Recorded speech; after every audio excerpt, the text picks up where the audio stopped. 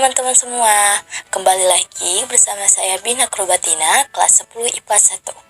Pada kesempatan kali ini, saya akan membahas mengenai BUMN.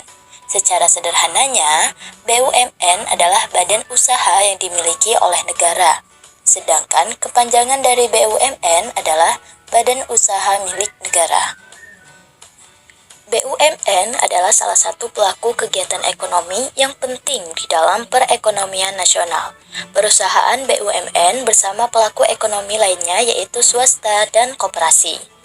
Secara sederhana, BUMN adalah badan usaha yang seluruh atau sebagian besar modalnya dimiliki oleh negara melalui penyertaan secara langsung yang berasal dari kekayaan negara yang dipisahkan.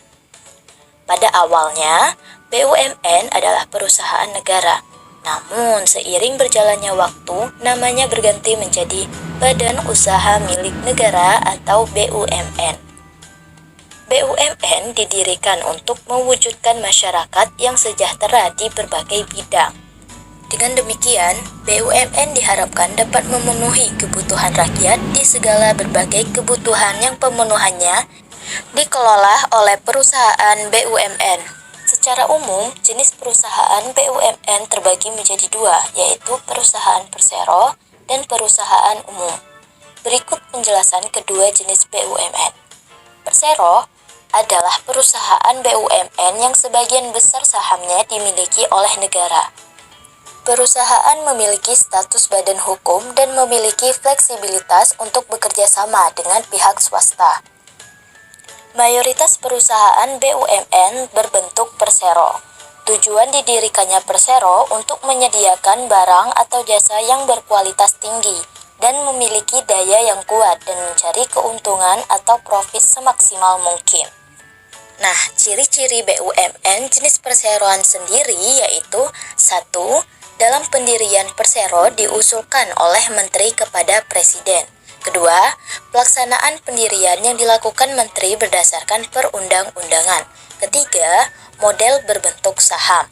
Keempat, status perseroan terbatas diatur berdasarkan perundang-undangan. Yang kelima, sebagian atau keseluruhan modal merupakan milik negara dari kekayaan negara yang dipisahkan.